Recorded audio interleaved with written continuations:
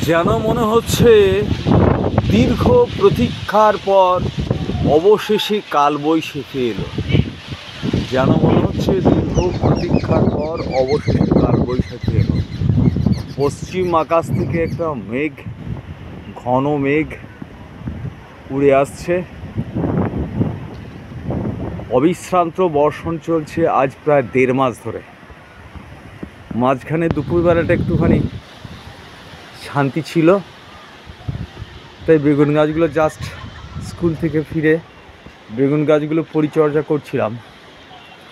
দেখতে দেখতেই উড়ে এলো পশ্চিম আকাশ থেকে একটা মেঘ।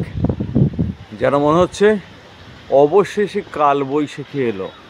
এরপর হয়তো বর্ষা আসবে খুব শীঘ্রই। আহা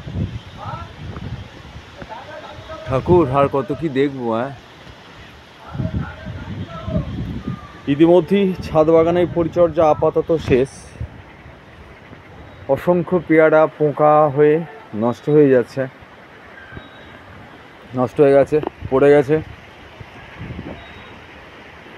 গিন্নির শরীর খুবই খারাপ আর 4 দিন ধরে জ্বরে পড়ে আছে, তাই আমারও সেরকম সময় হচ্ছে না। ছাদ বাগান পরিচর্যা করতে করতেই আলা হয়ে যাচ্ছি সকাল বিকাল।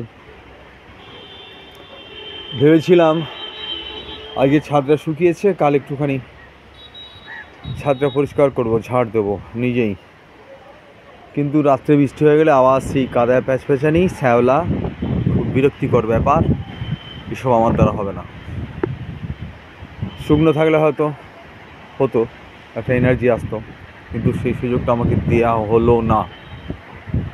হচ্ছে ব্যাপার।